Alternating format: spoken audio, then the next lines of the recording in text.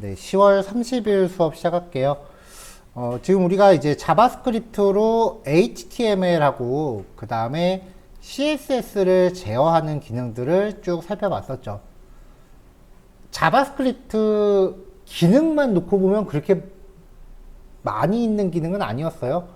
HTML 태그를 어떻게든 자바스크립트 객체로 끌고 들어와서 이벤트 연결하고, 그리고 그 이벤트가 발생한 콜백 함수 안에서 어떻게 할지, HTML 태그를 제어할지, CSS 속성에 변화를 줄지, 이것만 결정해 주는 게 사실 자바스크립트의 역할을 다 해요.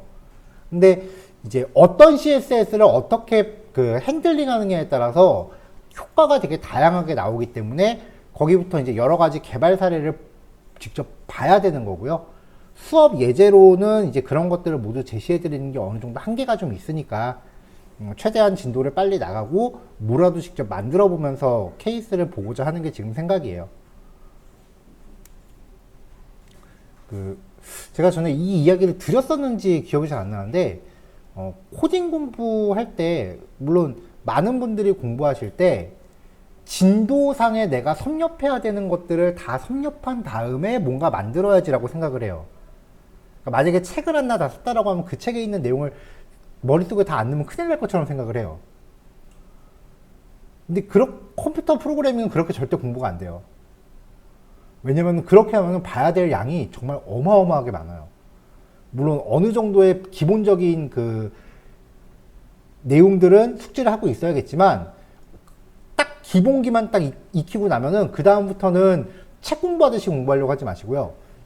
먼저 만들고 싶은 걸 하나 정해놓고 시작을 하세요. 거기에 필요한 스킬들을 그때그때 찾아보시면 돼요. 그렇게 하면서 이제 필요한 것들을 그때그때 섭렵해 나가야지, 내가 이 책 한 권을 다 뗄 때까지는 포트폴리오를 하지 않으리라 그러면은 장담하건대 세워라 내워라 절대 못해요. 저는 고등학교 때 수학의 정석을 끝까지 다 못 풀고 졸업했습니다. 혹시 다 푸신 분 계신가요? 네. 코딩도 마찬가지예요. 비슷할 거예요. 그러니까 만들고 싶은 걸 먼저 정하셔야 돼요. 물론 수업에서 소개해드리는 것들은 그래도 이 정도는 최소한 기억을 좀 해주셔야 됩니다 하는 부분들인 거고요. 자, 오늘은요 이제 HTML 제어를 넘어서 이제 지난 시간부터 브라우저 관련된 기능들을 보기 시작을 했죠. 그래서 윈도우라고 하는 객체를 처음으로 소개해드렸는데, 오늘 소개해드릴 객체는 내비게이터라고 하는 객체예요. 얘는 재미가 되게 없어요. 일단 전통적인 기능에 대해서는 재미가 진짜 없어요. 웹브라우저에 정보를 조회하는 기능이에요. 내비게이터.app name, 브라우저 이름, 앱 코드 네임, 브라우저 코드명, 플랫폼 정보, 시스템 정보라고 보시면 돼요. 앱 버전, 브라우저의 버전, 그리고 유저 에이전트는 이 정보들을 전부 아우르는 거다라고 보시면 돼요. 전부 그냥 게터만 갖고 있는 프로퍼티들이에요. 그러니까 얘네들이 어떤 값을 가져오는지를 그냥 출력해보고 끝내면 되는 거예요. 자, 그래서 navigator.useragent라고 하면은 얘가 담고 있는 문자를 이렇게 복사하겠죠? 이걸 출력하면 됩니다. 그래서 코드를 체크해 보면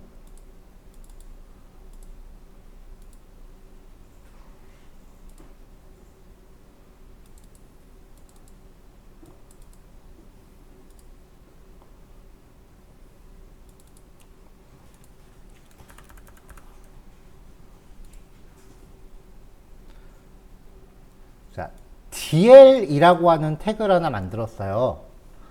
이 DL 태그가 우리 수업에서 제가 오늘 처음 소개해드리는 태그일 텐데, 목록 정의의 일종이에요. 대표적인 목록 정의가 UL 태그랑 OL 태그죠. 얘네들은 안에 들어가는 항목을 LI 태그로 처리를 해요. 근데 DL, 일단 생김새가 비슷하죠. 얘는 리스트를 제목과 내용으로 나눠요. 그래서 이 안에 DT와 DD가 들어가요. 타이틀과 디스크립션이에요.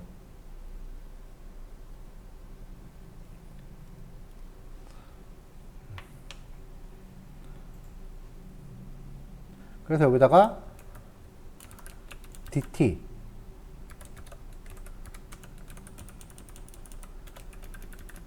DD 이런 식으로 넣습니다.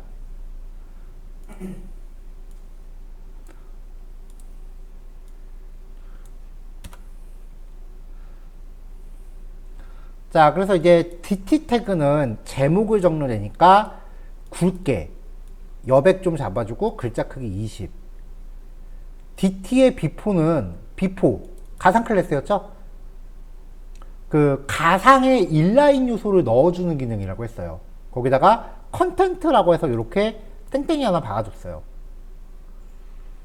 그럼 이 DT 태그 안에 출력되는 텍스트 앞에 전부 얘네가 들어가겠죠? 그리고 요 땡땡이한테 패딩 라이트 5픽셀을 부여해서 여기에 살짝 이렇게 떨어지게 한 거죠. 그럼 글자가 그 다음에 이렇게 옆으로 들어가겠죠. 자, DD도 그냥 글자 적당히 보이게 좀 꾸며줬습니다. 뭐 대단한 태그는 아니에요, 여기는요. 넘어갈게요, 이거는. 자, 내비게이터 리스트라고 하는 객체를 가져왔어요. 자, 여기에 이제부터 HTML 태그를 직접 만들어 줄 거예요. 자, create element 기억나시죠? 자, 자바스크립트 입장에서 HTML 태그는 자바스크립트는 엘리먼트라고 부른다고 했어요. 그러면은 요것만 기억을 하시면 create라는 단어의 뜻을 알고 있을 경우에 요거는 사실 설명이 더 이상 필요 없어요. 모르시면 이 기회에 기억하세요. 이 생성한다는 뜻이에요. 그러니까 태그를 생성하라는 얘기죠. 자바스크립트에서 도큐멘트는 뭐다? 웹문서다.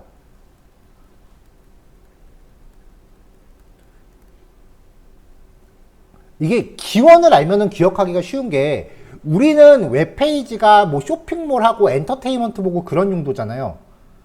그러니까 우리는 웹사이트, 웹페이지라는 용어가 더 익숙하지만 원래 HTML이 뭐 하려고 나온 거냐고요? 그 공부하는 애들 논문 쓰려고 나온 애예요. 그러니까 문서라고 부르는 게 맞죠. 그러니까 그 기원에 집중을 하면은 기능이 되게 잘 외워져요. 자, 이렇게 해서 이제 DT 태그를 하나 만들고요. 그럼 여기서 이제 하는 게 DT라는 태그를 하나 만들었고 inner HTML의 브라우저 이름이라고 쓴 거죠. inner HTML은 요 안이잖아요. 브라우저 이름 DT라고 쓰고요. 자, 얘를 이제 여기다가 append child 시킵니다. 여기다 갖다 낑겼어요. 자, 그 다음에 DD도 하나 만들어요. navigator.appname 이라고 하는 값을 여기다 한번 출력을 시켰어요. 그 다음에 얘도 내비게이터 리스트에다 append child 갖다 낑겨요. append child는 무조건 기존의 애들 뒤에다 갖다 붙이는 애였죠. 그러니까 순서대로 이거를 계속 여기다 넣으란 얘기예요. 이런 식으로 앱 코드 네임, 플랫폼, 앱 버전, 유저 에이전트 값들을 쪼르르륵 출력을 해봤습니다.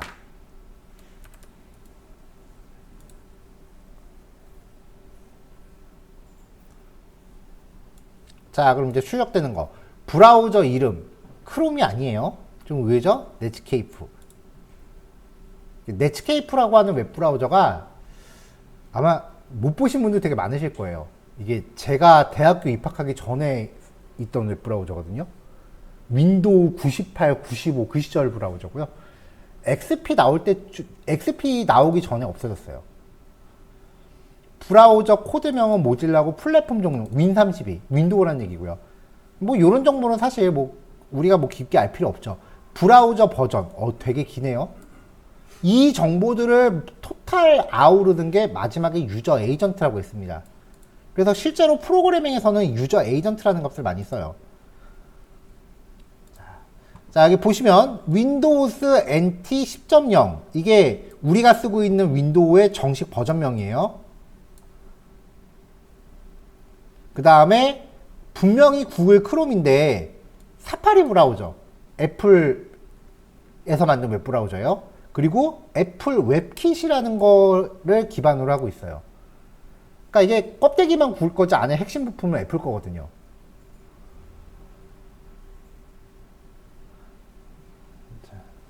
자, 일단 이렇게 있을 때 중요한 건 윈도우라고 하는 내용이 명확하게 들어있고요. 크롬이라고 하는 단어가 명확히 들어있다는 얘기예요. 그리고 얘는 문자열이에요.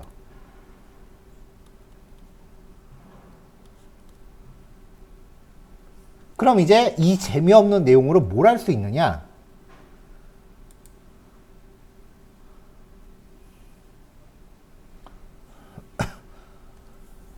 아까 그 유저 에이전트라고 하는 문자열 값에 어떤 단어에 대해서 인덱스 오브, 문자열의 인덱스 오브 기능이 뭐였죠? 그 단어가 처음 나타나는 위치를 리턴해요. 근데 못 찾으면 마이너스 1이라 그랬죠. 그래서 인덱스 오브는 문자열의 위치를 찾는다라고 다들 그렇게 설명하지만 실제로는 문자열 검색에 더 많이 쓴다고요. 마이너스 1이면은 없는 거고 마이너스 1보다 크면 있는 거잖아요. 그러면은 지금 요 if문의 의미는 요 검사할 단어가 뭔지는 모르겠지만 얘가 있다면을 의미하는 거죠.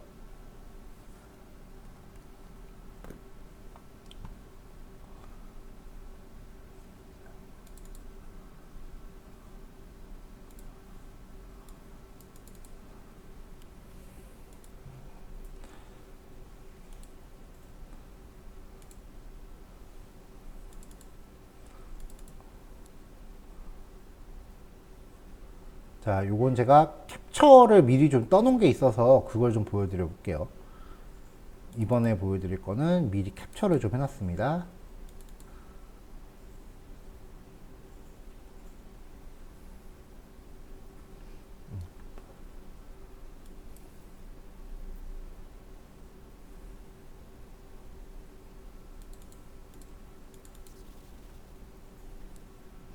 자, 같은 예제를 아이폰으로 테스트한 겁니다.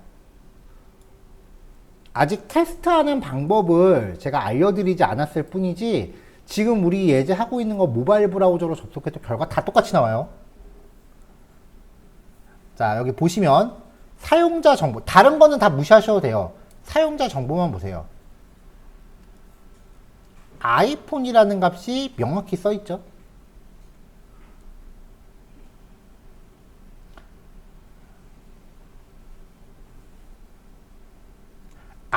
아이패드면은 여기 아이패드라고 써 있고요. 안드로이드는 폰하고 태블릿 구별 없이 그냥 안드로이드예요. 그러면은 아이패드냐, 아이폰이냐, 안드로이드냐 요 셋 중에 하나가 들어가 있으면은 우리가 흔히 쓰는 모바일 디바이스겠네요.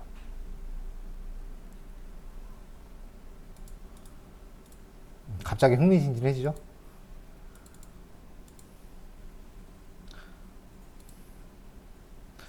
자, 쉬운 것부터 봅시다. 이지 모바일. 내비게이터 유저 에이전트 값을 가져왔는데 아까 문자를 보셨겠지만 대소문자가 막 섞여 있어요. 그러면은 사람 헷갈리거든요. 그래서 to 로어케이스 뭐죠? 싹 다 소문자로 바꿔요. 그래야 뭔가 비교하기가 편하죠. 자, 일단은 is mobile이라는 변수를 false로 해놨습니다. 자, 요 값에서 아이폰이라는 값으로 검색했을 때 마이너스 1보다 크거나, 그럼 아이폰이 들어있으면 여기서 끝나요. 근데 아이폰이라는 값이 없으면 아이패드가 있는지 검색을 해요. 근데 애플은 하나 더 있어요. 아이팟도 있어요. mp3 플레이어잖아요. 음악 재생기. 근데 걔도 웹서핑 돼요. 그리고 안드로이드. 이 넷 중에 하나를 포함하고 있다면은 변수를 true로 바꿔줍니다. 그래서 리턴합니다. 그럼 여기는요. PC로 접속했을 때는 이게 하나도 검출이 안 되니까 fails가 그대로 리턴될 거예요. 하지만 이 네 가지 종류 중에 하나로 접속했다면 true로 리턴되겠죠.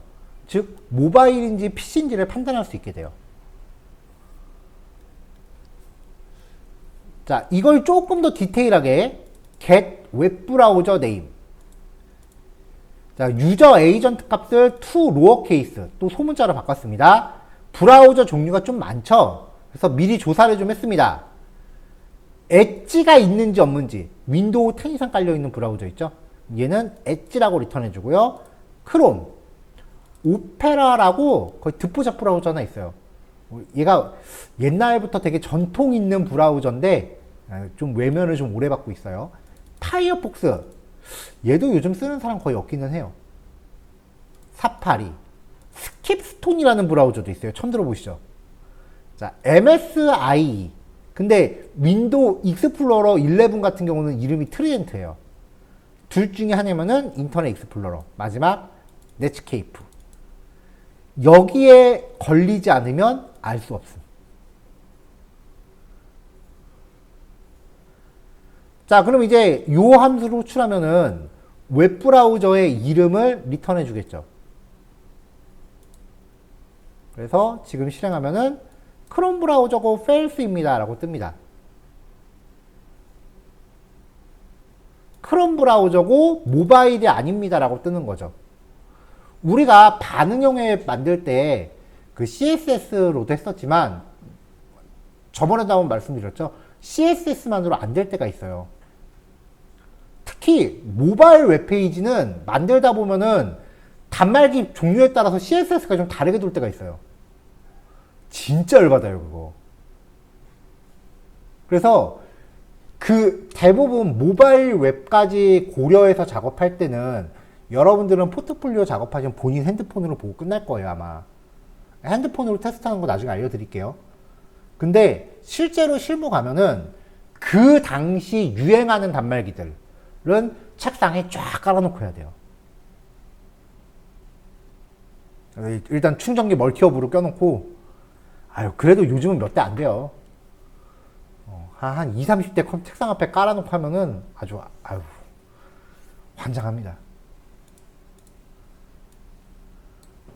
특히 반응형 웹 같은 거 만들 때는 그 디바이스 체킹이 되게 중요해요.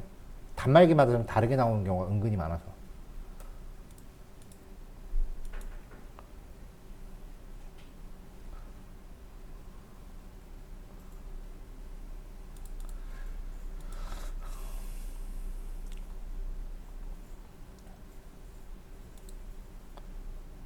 시간 됐으니까 그냥 여기까지 할까요? 1교시? 오케이. 진도가 좀 빠르니까. 자, 여기부터는 이제 나중에 그 따로 추가된 내용이라서요. PDF 파일은 내용 정리가 안 되어 있는데요.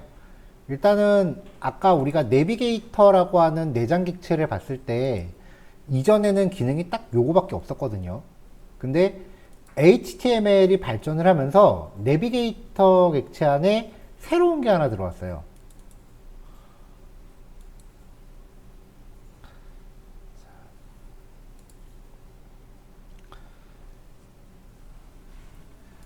자, 텍스트는 조금 이따 읽기로 하고요. 버튼을 하나 놨습니다.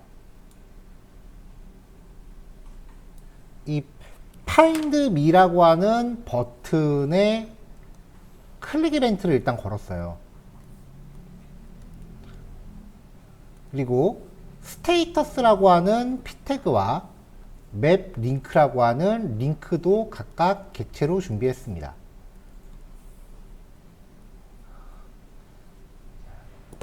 자, 버튼을 누르면 여기에 뭔가 결과가 출력이 되고 여기도 이제 클릭하세요 이렇게 들어갈 거예요. 그 다음에 버튼을 또 누르면은 새롭게 동작할 테니까 여기 입력되어 있는 내용을 지우고 시작을 하는 거예요. 그래서 맵 링크 얘죠. 얘한테 href 속성을 일단 샵으로 해놓고 출력되는 내용도 비워놔요. 그래서 이제 이후에 어떤 처리가 진행이 되면은 여기에 href 속성을 넣어주고 그 다음에 여기에 텍스트도 넣어줄 거예요. 그러니까 버튼 누를 때마다 이걸 새로 해야 되니까 기존의 출력 내용 지우고 링크 주소 없앤 거예요.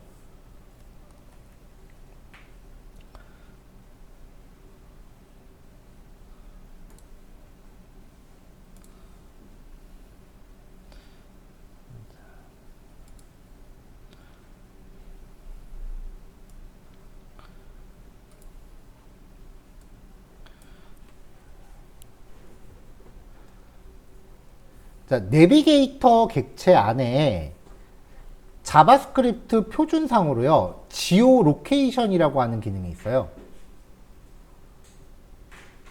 근데 이게 브라우저마다 좀 달라서 뭐 대부분의 브라우저가 지원하긴 하지만 이 기능이 탑재 안 돼 있는 브라우저들도 있기 때문에 만약에 없다면 현재 브라우저가 위치 정보 취득하는 기능입니다. 위치 정보 기능을 제공하지 않습니다. 라고 아까 그 스테이터스가 p태그예요. p태그에 출력을 해줘요. 자, 그렇지 않다면 이제 p태그에 검색 중이라고 잠깐 메시지를 넣어주고 navigator.geolocation.get current position 이라는 함수를 호출하면은 얘가 현재 디바이스에 탑재되어 있는 위치 정보 장치를 통해서 현재의 위치를 조회합니다. 쉽게 말하면 GPS라고요. 그래서 위치 정보 취득에 성공을 하면은 이 success라고 하는 콜백 함수를 호출해요. 근데 위치 정보 취득에 실패할 수도 있을 거 아니에요. 실패하면은 요 에러라고 하는 콜백 함수를 호출해요. 옵션스는 위치 정보를 취득할 때 사용하는 그 옵션이에요. 그러면 옵션이 어떤 것들이 있는지 볼게요. 자, enable high actually, 높은 정확도 사용하기. 그 다음에 maximum age. 이게 뭐냐면은 혹시 그런 경험 있으세요? 그 지도 어플 같은 거 쓰는데 일단 내가 현재 위치를 확인을 했어요. 그 다음에 어디로 가면 되겠구나 하고서 잠깐 어플 끄고 막 이동을 해요. 그리고 다시 지도를 딱 봤는데 나는 분명히 이동했는데 얘는 아직 그 자리에 그대로 있는 거야. 그러니까 내가 이동했다라는 거를 지도가 감지를 못하고 이전 위치를 가리키고 있는 경우. 가끔 그럴 때 있거든요. 왜 그러냐면은 그 대부분의 앱들이 위치 정보를 취득을 하면은 이거를 일정 시간 동안 저장을 하고 있어요. 그래서 일정 시간이 지나가면은 이제 갱신을 하는 거예요, 새롭게. 그러니까 예를 들면은 뭐 5초에 한 번씩 위치 정보를 새롭게 갱신한다, 뭐 이런 식으로 짜여져 있어요. 그러다가 이제 그 지도상에서 이렇게 생긴 버튼인가? 이렇게 생긴 거 누르면 그때부터 실시간으로 추적하기 시작을 해요. 이걸 이렇게 평소에는 일정 시간에 한 번씩 갱신하다가 버튼을 눌러야지만 실시간으로 추적하는 이유가 계속 실시간 추적하면 배터리 엄청 먹거든요.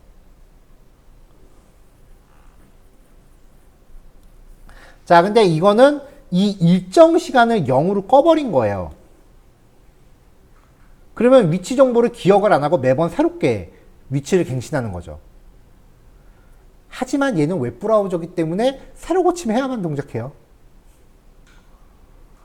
자, 타임아웃 1000분의 1초 단위입니다. 그러니까 3만이라고 지정하면 30초가 돼요. 이 시간 안에 조회가 성공하지 않으면 에러로 간주합니다. 그러면 에러 콜백이 실행되겠죠. 자, 이렇게 하고 나면 이제 위치 정보가 취득이 성공하면 이 포지션이라고 하는 데가 들어오는데, 이 포지션 함수는요, success 함수는 포지션이라는 파라미터를 봤는데 position.course.latitude 위도, 그 다음에 longitude 경도입니다. 위치 정보라고 해서 지도를 생각하지 마세요, 여러분. 위치 정보는 위도 경도가 끝이에요. 그렇잖아요. 위도 경도 말고 뭐가 더 있는데. 이 위도하고 경도를 카카오나 구글이 제공하는 서비스랑 연동을 해야 우리가 지도를 받을 수 있는 거예요. 장치가 주는 위치 정보는 위경도가 끝입니다. 아, 고도도 있기는 해요. 이동 중이라면 이동 방향도 있기도 해요. 속도도 있기도 해요. 근데 웹사이트 만들면서 내비게이션 만들 거 아니니까 위경도만 있어도 충분해요. 자, 이 위경도를 사용해서요. 일단 상태, 아까 P태그 내용은 이제 위경도 취득 끝났으니까 P태그 안은 지웠어요. 검색 중이라고 출력한 거 지웠고, 이제 링크를 세팅합시다. 오픈 스트리트 맵이라는 게 있거든요.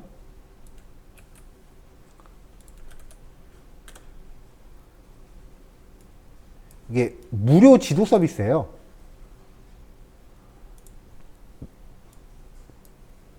여기에다가 샵 맵은 18이라고 주면은 이게 확대 비율을 의미해요. 자, 이렇게 제가 지도를 확대하면은, 자, 적당히 지금 어딘가 나왔는데, 이게 지금 보면은 주소 형식이 이래요. 이게 확대 비율, 경도 위동 거죠. 그러니까 이렇게 주소 형식을 맞춰주면 돼요. 여기 채워주고 요거 세팅해서 이 주소를 링크에 넣겠다는 거예요. 그래서 확대 비율 18로 잡아주고 위치 정보 설정합니다. 링크 HTML은 위도하고 경도 얼마인지 찍어줬고요. 그럼 클릭하면 일로 이동하겠죠.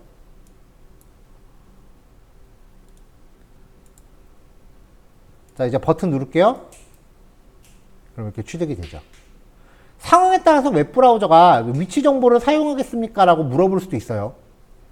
이제 이걸 누르면은 위경도가 떨어지는데,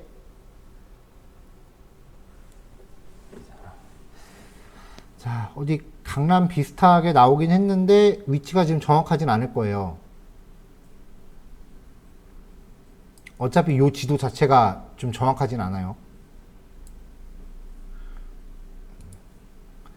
자, 지금은 스마트폰에서 한 게 아니라 컴퓨터에서 했죠. 자, 지금 우리가 쓰고 있는 컴퓨터에 GPS 칩이 달려 있을까요? 아닐걸요?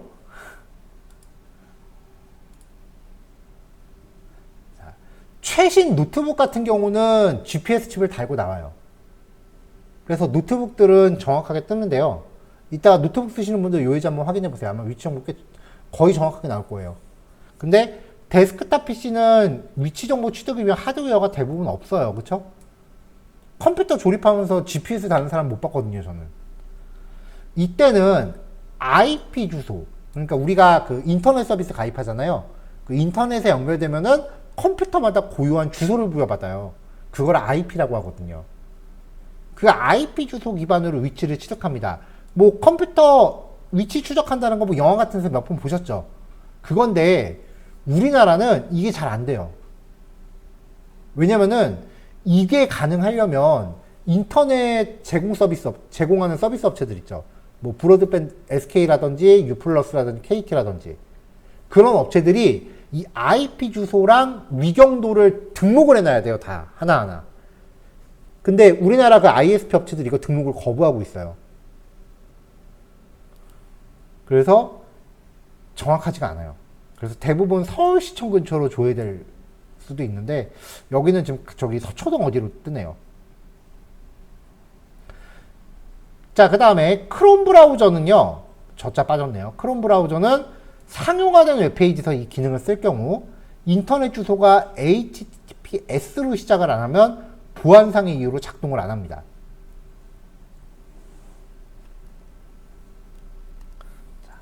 HTTP로 시작하는 주소는요, 그냥 일반이고요. HTTPS로 시작하는 애는요, 보안이에요. 차이가 뭐냐면은 일반은 왔다 갔다 하는 정보를 1도 암호화하지 않아요. 우리 폼 태그 사용했을 때 비밀번호 입력한 거 그냥 그대로 다 보이는 거 맞죠? 그 상태로 다 전송해요, 진짜. 누가 중간에 가로채면은 진짜 다 털려요. 여러분들이 웹서핑하는 정보 맘만 먹으면 진짜 다 탈취할 수 있어요. 그거 별로 어렵지도 않아요. HTTPS는 온라인에 전송하는 모든 정보를 암호화해서 보내요. 그래서 몇 년 전부터 로그인이나 회원가입 페이지는 HTTPS를 적용하는 게 의무화되어 있는데, 이 HTTP냐 HTTPS냐는 프론트가 결정하는 게 아니라 백엔드가 결정하는 거니까 여러분들은 그냥 단어만 기억해 놓으시면 돼요.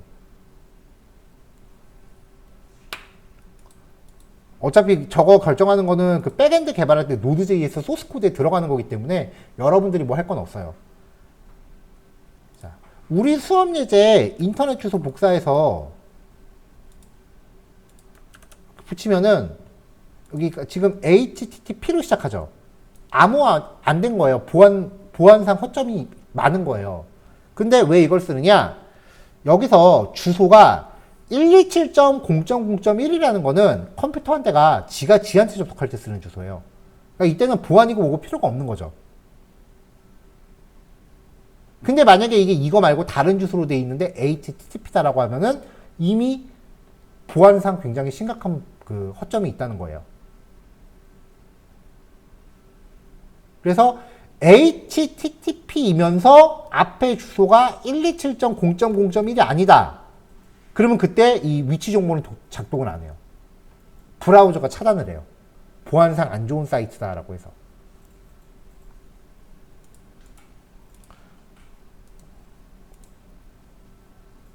자, 어쨌건 이렇게 해서 딱 누르면은 미경도 나오고 튀어나오는데, 이게 그 지도가 썩 그렇게 좀 그렇게 좋아 보이지 않는 이유가요. 이 오픈 스트리트 맵은 외국 서비스예요.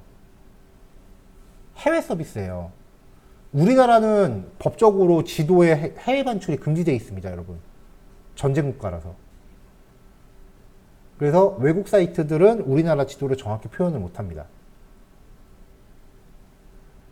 그것 때문에 구글이 거의 10년 가까이 버티다가 정부가 끝까지 오케이 안 해줘서 아예 그 구글 맵 서비스만 우리나라 국내로 들어와 버렸어요. 얼마 전에.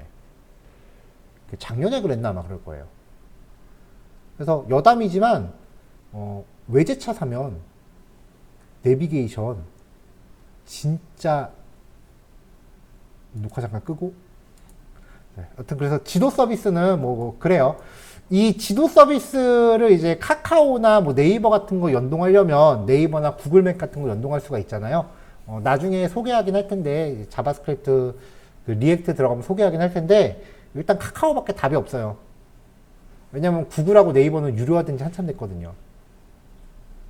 이게 그 하루 동안 뭐 걔네가 정해놓은 회차까지는 무료로 이제 페이지가 보이는데, 걔네가 정해놓은 회차가 지나가면은 그때부터 요금이 과금이 돼요. 그렇기 때문에 구글맵이나 네이버 맵을 연동하기 위해서는 일단은 신용카드 들고서 카드 정보부터 입력하고 시작해야 되거든요. 학원에서 선생님이 자, 신용카드 꺼내시고요 라고 하면 안 되겠죠. 더군다나 구글은 해외 결제되는 것밖에 안 되거든요. 비자 카드, 마스터카드 없으면 실습도 못해요. 그래서 카카오 맵이 답이에요. 요즘 카카오 좀 휘청휘청하긴 하지만. 자, 뭐 그런 예제입니다. 스마트폰으로 테스트하면 되게 재밌는데, 일단 뭐 오늘은 PC로 확인할게요. 자, 다음 로케이션입니다.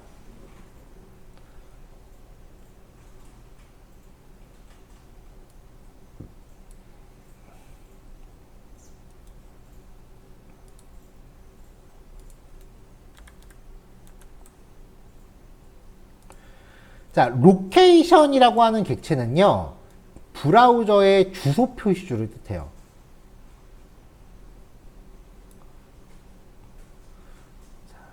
자, 여기 지금 날짜 출력해 놓은 거는 페이지가 새로 고침할 때마다 이게 새로 고침 된 거구나 라는 걸 좀 확인하려고 찍은 거예요. 새로 고침 됐으면 시간이 흘러가 있겠죠. 이렇게. 자, 얘는 요거를 클릭했을 때 정보가 더 늘어나요. 인터넷 주소는요. 자, 여기부터는 이제 프론트 개발자가 알아야 되는 상식이에요. 인터넷 주소는요. 요거 하나 자체가 굉장히 많은 정보를 내장하고 있어요. 이거 얘기가 좀 길어질 것 같은데? 여러분 이렇게 합시다. 일단은 요거 4번 예제만 먼저 실습하시고요. 요거 10분이면 될 것 같은데. 10분 실습하시고 잠깐 쉴게요. 그러면은 적당히 한 35분쯤에 35분 40분 사이에 모여서 요거 얘기할게요. 요거 얘기만 한 2, 30분 해야 돼요. 되게 중요한 그 배경 지식이 깔려 있는 예제라서 좀 여기서 끊었다 가겠습니다. 자, 아까 하려던 얘기 진행할게요. 우리가 비주얼 스튜디오 코드에서 라이브 서버를 가동해서 웹페이지를 불렀을 때 브라우저에 표시되는 주소가 이렇게 되어 있어요.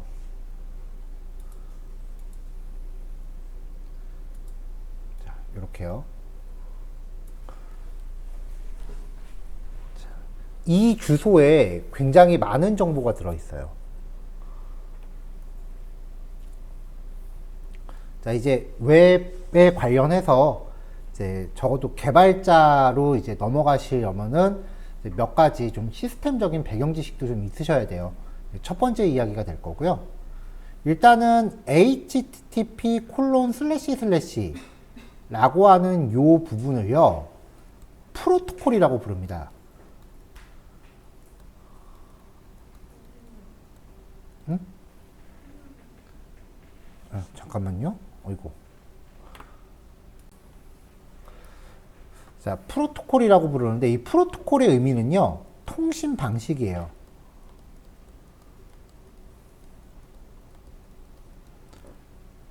http://는 웹이란 뜻이에요.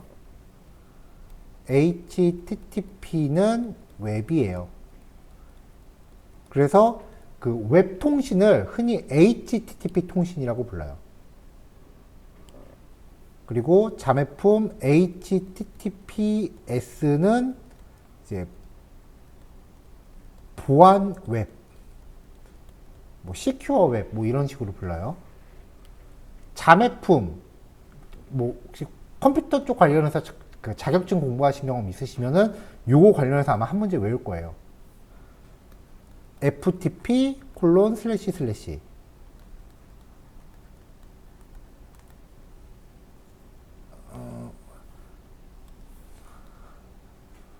그 다음에 telnet:// 뭐 등등등요. FTP는 파일 전송이고요. 네, 텔넷은 이제 터미널 통신이라고 불러요. 왜 영화 같은 데 보면은 뭐 해킹 같은 거 장면 나오면 그 우리 명령 프롬프트 쓰는 거 그런 거 열어놓고 막 쫙 하고 뭐 그런 장면 있잖아요. 그런 게 보통 이제 텔넷. 뭐 이런 것까지 알 필요는 없지만 요거는 아셔야 되고요. 자, 그 다음에 이제 앞에 붙어 있는 요만큼이 웹사이트도 결국은 하나의 프로그램이기 때문에 어딘가의 컴퓨터에 설치돼서 가동하고 있어요. 여러분들이 만든 웹페이지 여러분 컴퓨터 안에서 가동하잖아요.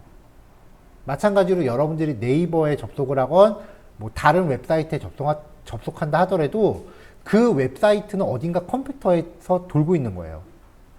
그래서 요거는 대상 컴퓨터를 뜻해요. 이 접속할 대상 컴퓨터를 우리는 호스트라고 불러요.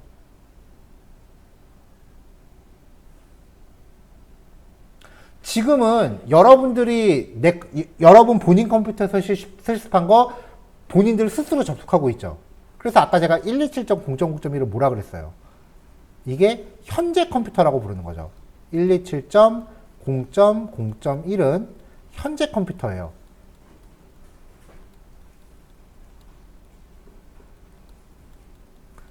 자, 어떤 지역의 현지인들이 자기네 지역 음식을 로컬 푸드라고 부르는 거 들어본 적 있어요? 로컬이라고 하는 얘기가 보통 이제 본인들 스스로의 뭐 그런 의미잖아요. 호스트인데 현지의 호스트야. 그래서 로컬 호스트라고 불러요. 로컬 호스트라고 하면은 지금 내가 내 손으로 만지고 있는 이 컴퓨터 자체를 얘기한다고 보시면 돼요.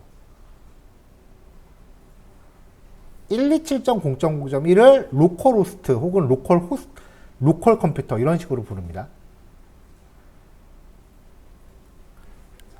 자, 근데 지금 이 웹 주소에 보면은 지금 여기까지의 주소가 여러분들 비주얼 스튜디오 코드로 열어놓고 있는 프로젝트 폴더랑 매칭이 될 거예요.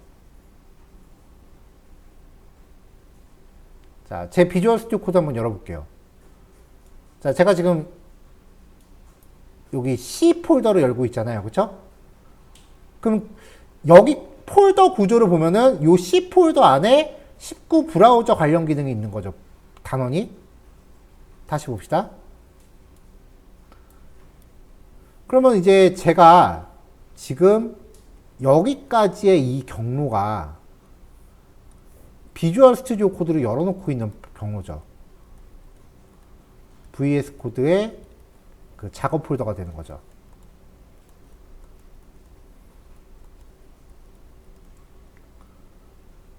그러면 웹상에서 어떤 컴퓨터를 가리키는 이 주소는 그 컴퓨터 안에 있는 특정 폴더하고 매핑이 됩니다. 온라인상의 이 웹사이트 주소는요, 모두 다 그 컴퓨터 안에 있는 어떤 폴더랑 연결이 돼요. 그 폴더 안에 웹사이트 소스들이 있는 거고요. 자, 그럼 그 뒤에 나오는 요거는 뭐예요? 작업 폴더 하위에 파일 경로가 되는 거죠.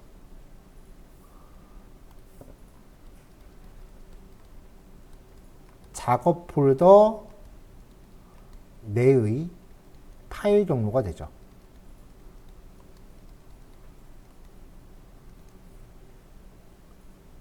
일단 확실히 체크하셔야 되는 거는 여기까지가 비주얼 스튜디오 코드의 작업 폴더랑 연결된다는 거예요. 이거 기억하실 수 있겠어요? 자, 그러면 이제 내 컴퓨터가 있어요. 내가 작업하고 있는 컴퓨터가 있어요. 그 다음에 이 컴퓨터 안에 내가 비주얼 스튜디오 코드로 작업하고 있는 프로젝트 작업 폴더가 있어요.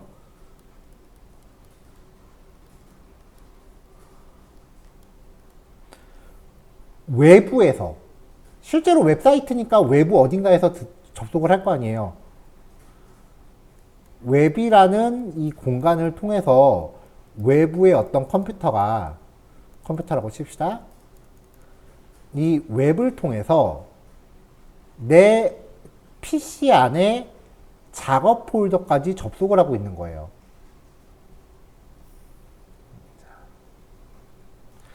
자, 내 컴퓨터의 작업 폴더를 이렇게 외부로 접속할 수 있게끔 온라인상에 띄워주는 역할을 하는 소프트웨어를 우리는 웹서버라고 합니다.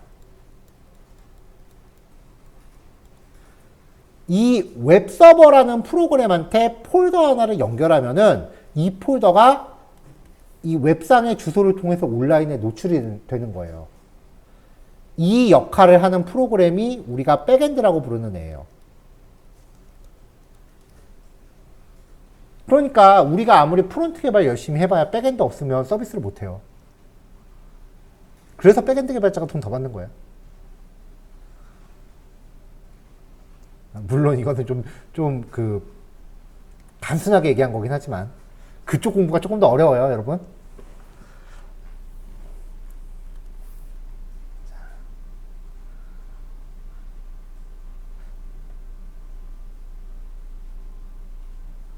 자, 그러면 이 컴퓨터의 주소는 127.0.0.1인 거고요.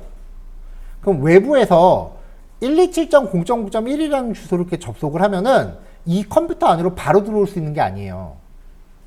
모든 컴퓨터에는 안으로 들어갈 수 있는 문이 있어요. 이 문이 0번부터 약 6만 5천 개가 정도가 있어요. 문에 다 번호가 붙어 있어요. 그 중에서 지금 우리 웹서버는 5,500번이라고 하는 문으로 접근을 허용하고 있다는 겁니다.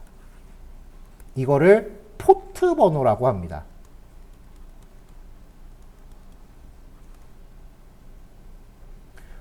근데 네이버 접속할 때 이런 포트 번호 뒤에 안 적거든요. 이거를 인터넷 주소에서 생략하면요, 웹의 기본 포트는 80번이에요. 그래서 인터넷 주소에 이 포트 번호를 콜론 찍고서 명시를 안 하면은 전부 80번으로 인식을 해요. 그러니까 우리가 일반적으로 네이버 접속할 때 쓰는 주소는 사실 https naver.com 콜론 80인 건데, 이 80 주소는 기본값이니까 생략해도 되는 거예요.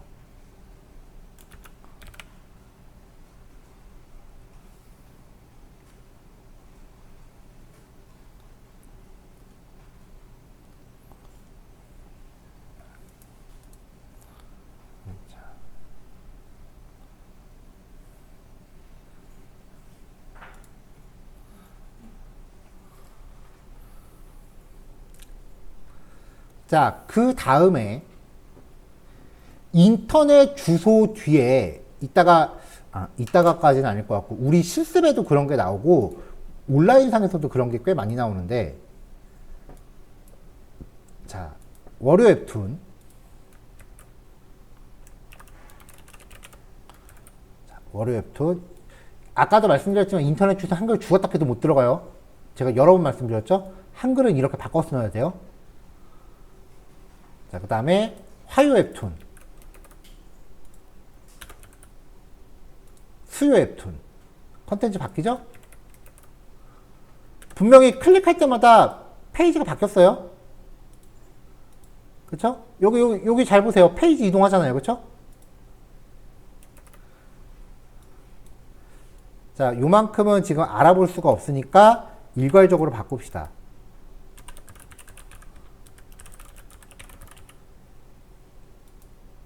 한 번에 다 바뀌었죠?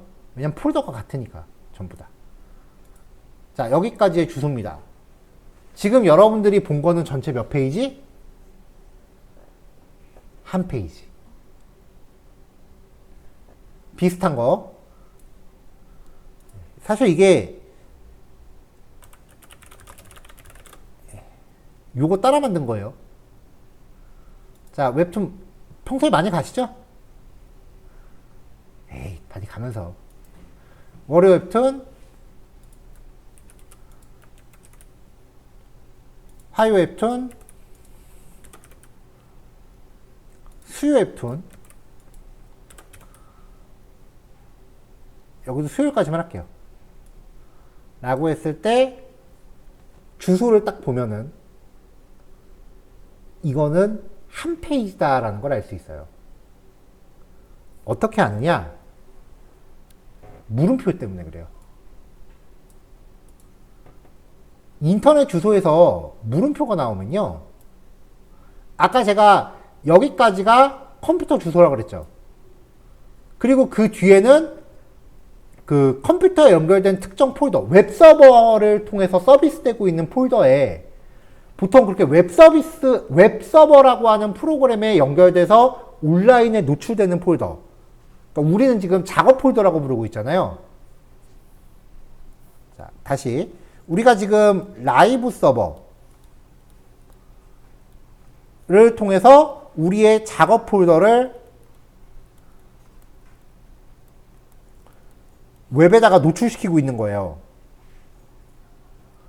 이 라이브 서버가 제가 통칭 웹서버라고 부른다고 했죠. 백엔드 개발자들은 이 웹서버를 노드.js로 만들어요. 근데 노드만 가능한 거 아니에요. 여러분들 이력 썼을 때 MS 워드 써도 되고 한글도 써도 되고 구글 문서 써도 되잖아요. 같은 목적의 프로그램이 여러 개가 있다고요. 라이브 서버는 그냥 프론트 개발자들 쓰라고 나온 간이 웹 서버고, 자바스크립트 개발자들은 노드로 만들고 그 밖에 PHP, ASP, JSP 등등등 많아요. 백엔드를 만들 수 있는 언어는.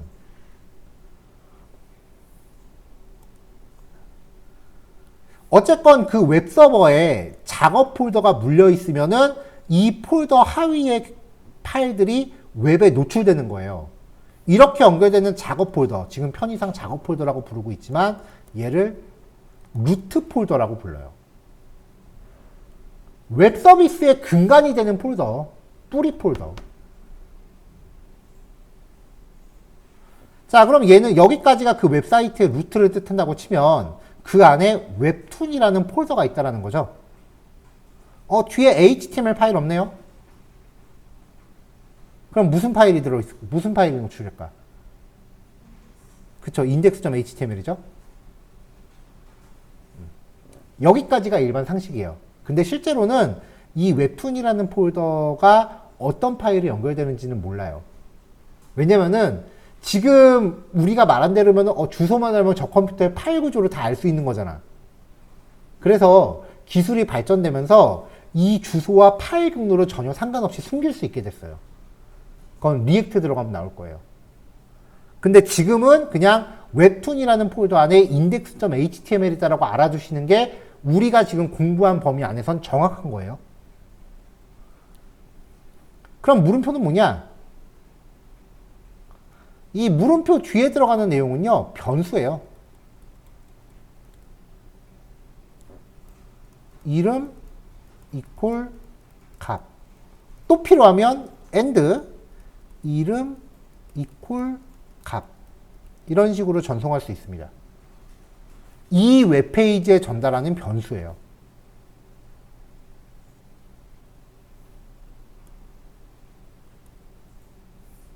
이렇게 전달되는 변수들을 쿼리 스트링 내지는 서치라고 불러요. 쿼리 스트링이라는 말을 더 많이 써요. 백엔드는 이 변수 받아서 쓰는 게 굉장히 쉬워요. 근데 프론트는 여기부터 여기까지 죄다 문자열이기 때문에 엔드 기준으로 자르고 그 다음에 또 이퀄 기준으로 자르고 해야 돼요. 프론트는 못 쓰는 건 아닌데 쓰려면 좀 열받아요. 써야 될 때가 좀 있어요. 이거 안 쓰면 7페이지 다 만드셔야 되고요. 월화수목금토일 플러스 매일까지 8페이지 만드셔야 돼요. 근데 저거를 쓸 줄 알면은 한 페이지로 퉁칠 수 있어요.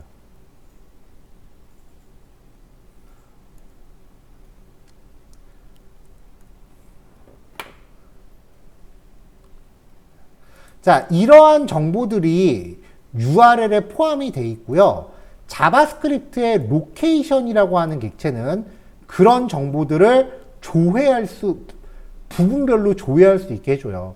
만약에 여기서 컴퓨터 주소만 잘라내세요라고 하면 우리는 이거 다음에 여기까지 요만큼의 문자열을 잘라내야 되는 서브 스트링의 그 대환장 파티에 들어가야 돼요.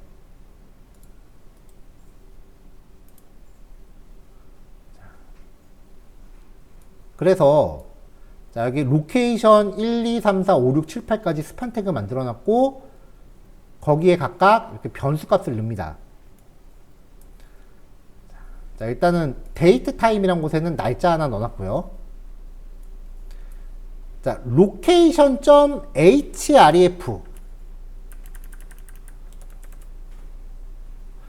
브라우저에 표시되는 주소 원본을 표시합니다. 근데 한글 주소 존재하지 않는다 그랬죠? 이렇게 나와요. 아무리 브라우저에 한글이 제대로 나온다 그래도 한글은 죽었다 깨도 주소에 못 들어가요. 그래서 이렇게 나와요. 이 상태가 URL 인코딩이라고 했었죠? 이거를 역으로 변환하는 기능 있었어요. 함수 이름 기억하지 마세요. 근데 그런 게 있었다라는 거는 기억하셔야 돼요. 그러면 이제 뒤적뒤적 찾아봐야겠죠, 앞에 거. 지금은 제가 보여드릴게요. 그러니까 코드를 한 줄 한 줄 다 외우는 건 이제 슬슬 힘들어요. 근데 저거 언제 했었는데 라는 거는 기억하셔야 돼. 저런 거 했었나? 라고 하면 그건 문제 심각한 거예요. 몰라도 돼. 찾아볼 수만 있으면 돼. 저도 코드 다 못 외웁니다, 여러분. 자, 디코드 URI 컴포넌트라는 함수가 인코딩 된 걸 역으로 되돌려주는 기능을 했어요. 그래서 주소를 여기에다 감싸면은 이렇게 깔끔하게 다시 원래 주소를 확인할 수 있죠. 자, 아까 제가 컴퓨터 주소 호스트라 그랬죠? 호스트. 여기까지 주소요. 이 중에 포트 번호를 뺀 컴퓨터 이름은 호스트 네임입니다. 그럼 만약에 네이버였으면 따따따.naver.com이라는 값이 일로 떨어지는 거예요. 그 사이트 주소예요.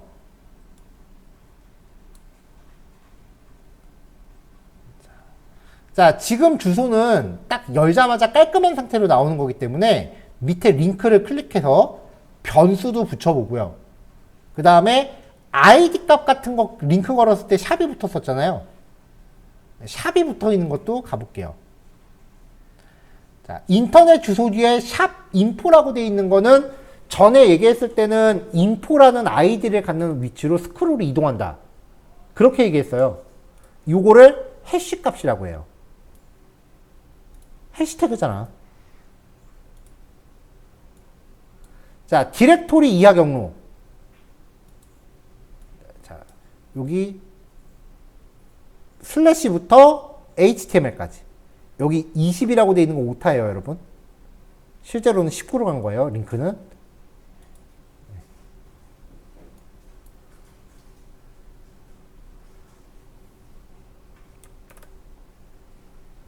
포트 번호 5050, 프로토콜 종류 HTTP, URL 조회 부분, 포트, 프로토콜, URL 조회 부분, 서치.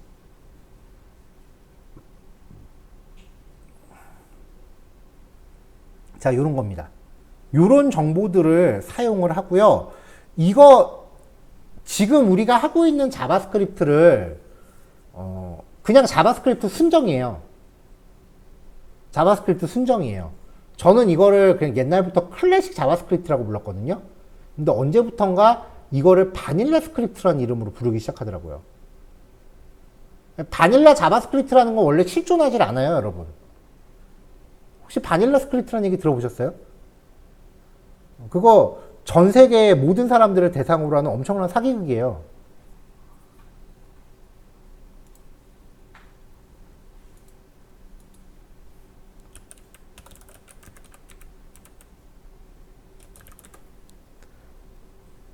자, 바닐라 JS라는 웹사이트도 있어요. 자, 이렇게 웹사이트도 이렇게 멀쩡히 있고요. 이 바닐라 JS를 쓰고 싶어서 바닐라 JS에 탑재했으면 하는 기능들을 체크 한 다음에 전체 기능 다 써봅시다. 그리고 다운로드 버튼을 누를게요. 파일 다운로드 됐죠? 이 파일 열어볼게요, 제가. 요거예요. 엽니다. 어디 갔어? 잘못 다운받은 게 아니에요, 이거. 자, 제가 아까 기능들 체크했죠? 용량 보세요. 바닐라 JS를 한마디로 표현하면요. 남자분들은 이런 얘기 들어본 적 있어요. 튜닝의 끝은 뭐다? 순정이다. 그게 바닐라 JS예요. 뭐 jQuery니 뭐 EX 뭐 리액트래느니 뭐 넥스트JS니 그런 거 어차피 자바스크립트를 가공해서 만든 거라서 기능이 좋은 뭐에 가공할수록 속도는 떨어져요. 그러니까 오로지 최적의 성능을 위해서 순정을 씁시다가 바닐라 JS예요. 완전 사기지. 근데 다른 학원들 보면 바닐라 JS는 되게 엄청난 프로그래밍 언어가 있는 것처럼 얘기해. 왜냐면 그게 잘 먹히거든요. 그냥 자바스크립트 순정이에요, 바닐라는. 근데 저는 옛날부터 그래서 바닐라라고 안 부르고 클래식 자바스크립트라고 불렀거든요. 순정이라는 의미로. 근데 어디 가서 클래식 JS라고 하지 마세요. 그거 저 혼자 쓰는 말이라서 아무도 못 알아들어요. 차라리 그냥 순정이라고 부르면 알아들을까.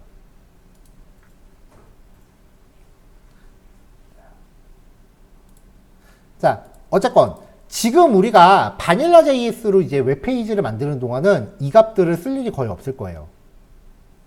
근데 리액트 들어가면 갑자기 얘네가 매 페이지마다 빵빵 터질 거예요.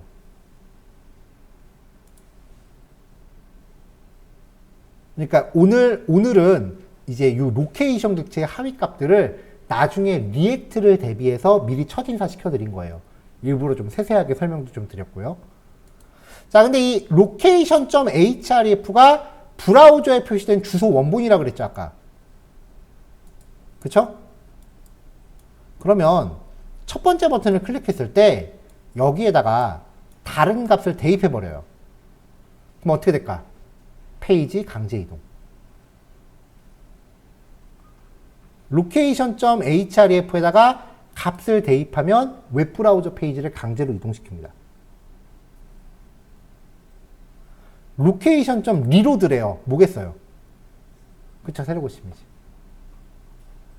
그러니까 로케이션이 갖고 있는 리로드 메서드는 페이지 새로 고침, href에다 값을 대입하면은 이제 값이 바뀌는 거고, 나머지 것들은 인터넷 그 주소에, 웹페이지 주소에 각종 성분을 분해해서 조회할 수 있게 하는 기능이다. 그리고 URL의 각 부분 명칭을 뭐라고 부르는지는 좀 한 번쯤은 다시 되짚어 보셔야 되는 사항이에요.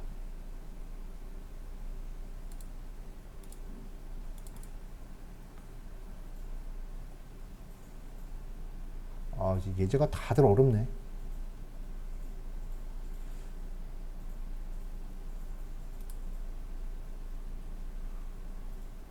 자, 9시 20분까지 시간 드릴게요. 요거 이제 정리하시고 잠깐 한숨 돌리세요. 그 다음에 오늘 6번 파일 하나만 더 얘기하고 마무리할게요. 자, 다음은요, 히스토리라고 하는 내장 객체예요. 이게 쓰기가 좀 어려워요. 여기서는 요 코드 자체를 내가 외워서 구사해야겠다라고 접근하지 마시고, 이 코드의 그냥 원리만 이해하세요. 왜냐면은 이 내용 자체가 나중에 리액트에 그냥 그대로 녹아있거든요.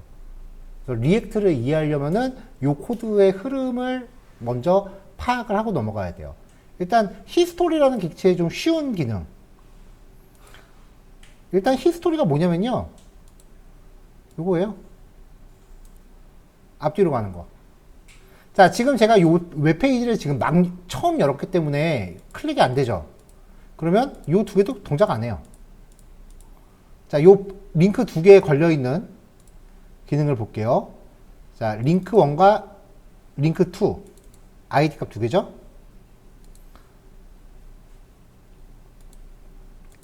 자, 링크 1과 링크 2한테 이제 클릭 이벤트 걸었어요. 얘네들의 기능을 좀 보자고요. 자, 링크에 클릭 이벤트 걸면은 무조건 첫 줄에 2점 프리벤트 디폴트 걸라고 했죠. 그 다음에 히스토리 백. 이거 브라우저 뒤로 가기 버튼이랑 똑같은 거예요. 그 다음에 앞으로 가기는 히스토리 점 포워드. 앞으로 가기. 자, 근데 좀 전에 얘기했다시피 지금은 요 웹브라우저를 지금 막 연 거기 때문에 앞으로 가기 뒤로 가기도 없어요. 그러니까 히스토리 백과 히스토리 포워드도 동작을 안 해요. 맨 밑에 있는 링크는 1번 예제로 강제 이동시킵니다. 자, 1번 예제로 이동했어요. 그러면 이제 한번 앞으로 간 거니까 뒤로 가기가 활성화되어 있죠. 누를게요. 그러면 이제 1번 예제로 이동으로 한번 갔다 온 거잖아요. 그럼 이제 앞으로 가기가 활성화되어 있죠. 그럼 히스토리 포워드도 동작을 해요. 그러니까 브라우저의 요 앞뒤로 가기 버튼을 그냥 자바스크립트로 구현해 놓은 거예요. 히스토리 백, 히스토리 포워드. 이것만 하고 끝나면 참 해피한데, 그쵸? 자, 다시 할게요. 세 번째 링크는요. 세 번째 링크는 클릭했을 때 요 카운터라는 변수를 1 증가시켰고요. 그 다음에 현재 시각을 객체를 갖고 와서 데이트 타임이라는 요소에다가 현재 시각을 출력을 했어요. 페이지가 열리자마자 한번 출력한 것도 있고요. 요거는 그냥 페이지가 열리자마자 동작하겠죠. 자, 그럼 요거 누를 때마다 요 시간이 갱신되겠죠. 한 번, 두 번, 세 번. 그쵸? 링크를 3번 클릭한 거야. 하지만 자바스크립트를 동작시켰기 때문에 실제 페이지가 이동을 했다, 안 했다? 안 했다라는 거죠.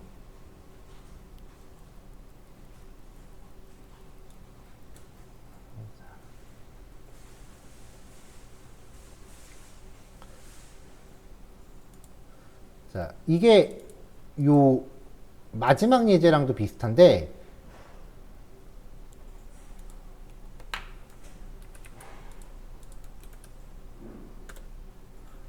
자, 지금 여기서 요로 한번 이동한 거예요.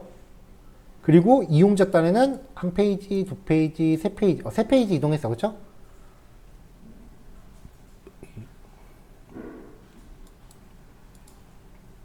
아, 이거 주소가 바뀌니까 그렇구나.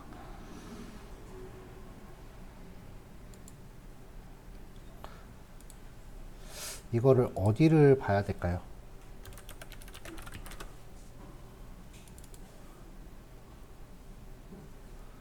이런 거예요. 자바스크립트로 한 페이지, 두 페이지, 세 페이지 이동을 했어요. 여기서 막 페이지를 내가 왔다 갔다 한 거야. 이게 그냥 하나의 페이지라고 생각을 하세요. 여러 번 클릭했는데 쇼핑에 왔다가 전 거를 보고 싶은데 뒤로 누르면 여기가 뒤로 가는 게 아니라 그냥 통째로 뒤로 갈 때. 혹시 그런 경험 있지 않으세요? 지금 여기 네이버도 그렇게 구현이 안 돼 있네.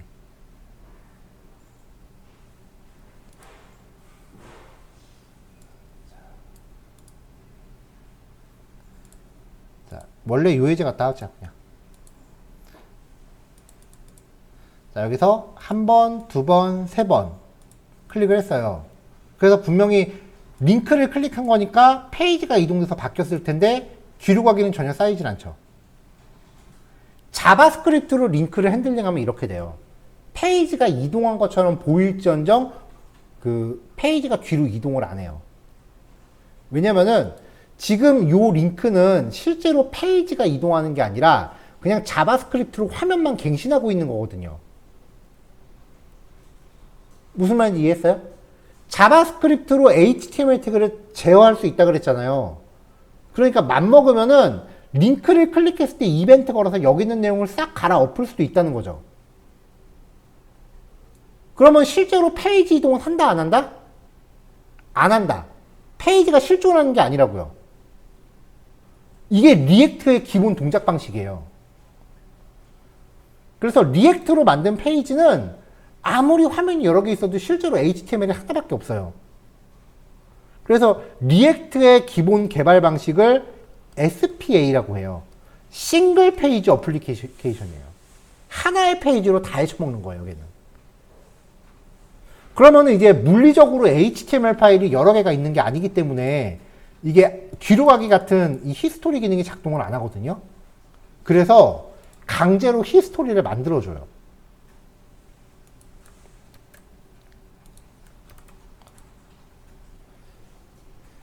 history.pushState라는 함수를 쓰면은 실제로 페이지가 이동 안 해도 브라우저로 하여금 페이지를 이동한 것처럼 조작할 수가 있어요. 주소도 바꿀 수가 있고요. 그러면서 변수를 숨겨놓을 수 있어요. 스테이트. 여기에다가 이제 페이지가 이동한 것처럼 꾸미면서 이전 페이지의 상태를 백업해 놓는 거예요. 타이틀은 페이지 제목, 그리고 URL은 이동할 가짜 주소. 자, 요거 누르면 실제로 페이지 이동 안 한다 그랬죠? 자, 이제 끄고 다시 열어볼게요. 자, 이걸 누르면은 페이지가 이동을 안 하는데 주소, 작아서 잘 안 보이겠지만 한번 잘 봐보세요. 클릭하면 샵1이라고 붙었어요. 그리고 여기 뒤로 가기 버튼 활성화됐죠. 근데 아까 우리가 확인했을 때 이거 이동 안 하는 페이지였잖아요. 그렇죠? 브라우저로 하여금 페이지가 이동한 것처럼 속이는 거예요. 근데 실제로 이동한 건 아니기 때문에 뒤로 가기 누르면 뒤로 안 가요. 가짜 뒤로 가기니까. 자, 얘는 그래서 그 웹브라우저의 페이지 이동 히스토리에 가상의 주소를 추가합니다. 그러니까 주소를 강제 바꾸는 거랑 동일한 처리예요. 하지만 이것만 써서는 뒤로 가기 버튼 눌렀을 때 작동을 안 한다 그랬죠? 그래서 마지막 웹브라우저에 팝스테이트라는 이벤트가 있어요. 이 이벤트는 히스토리가 이전 페이지로 돌아갈 때 발생하는 이벤트예요. 그러니까 뒤로 가기 버튼 누르면 발생하는 이벤트예요. 자, 아까 현재 페이지에 있는 변수 카운터는 1씩 증가하는 값이었고 타임은 버튼을 누를 때의 시간이에요. 이거를 스테이트라는 이름으로 백업을 해놨죠. 그러면 아까 링크를 눌렀을 때 내가 백업했던 값이 2.state로 들어옵니다. 내가 링크를 눌렀을 때 푸시스트에 저장한 이 변수가 뒤로 가기 버튼 누르면 일로 되돌아와요. 그래서 이 정보를 활용해서 페이지를 내가 자바스크립트로 복구해줘야 돼. 어느 세월에 그걸 다 해요. 그래서 이거는 그냥 원리만 이해하고 쓰지 말라고요. 왜냐하면 이걸 리액트에서 나중에 자동으로 해줘요, 다. 그러니까 지금 여기에서 이해하실 거는 실제로 HTML이 이동하는 것은 아니지만 브라우저의 앞으로 가기, 뒤로 가기를 자바스크립트로 제어해서 마치 이동한 것처럼 속일 수가 있다라는 거예요. 그거를 이해만 하시라고요. 이거 나도 안 쓰는 기능이야. 어느 세월에 이걸 다 써요. 이거 쓰기 싫어서 리액트 쓰는 건데. 이것만 아니었으면 난 리액트 안 썼어요. 엄청 어려워, 리액트.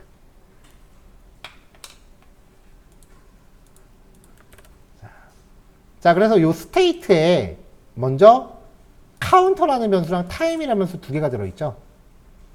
그래서 2.state.time을 날짜 객체에다 넣어주고 데이트 타임에다가 걔를 출력시켰어요.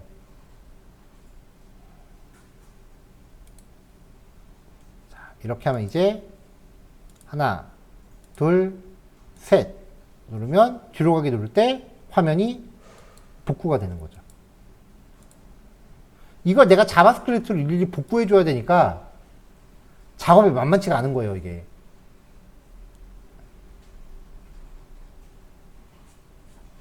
그러니까 요거는 그냥 아까 여러 번 강조하지만 원리만 이해하세요.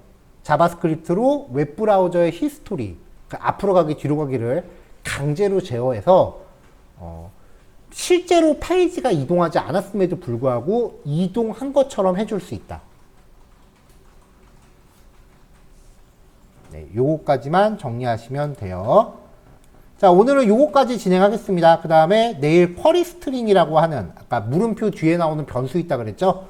그거 제어하는 방법 소개해드리고 그 다음에 다음 단원으로 넘어갈게요. 이제 웹브라우저 자바스크립트도 거의 이제 끝이 보이네요. 네. 요번 달은 막바지에 클론 코딩 하나 더 있다고 했었죠? 네. 시간 남으면 이제 그거 진행할 거니까 그렇게 아시면 될 것 같아요. 네, 녹화 여기까지 하고 끌게요.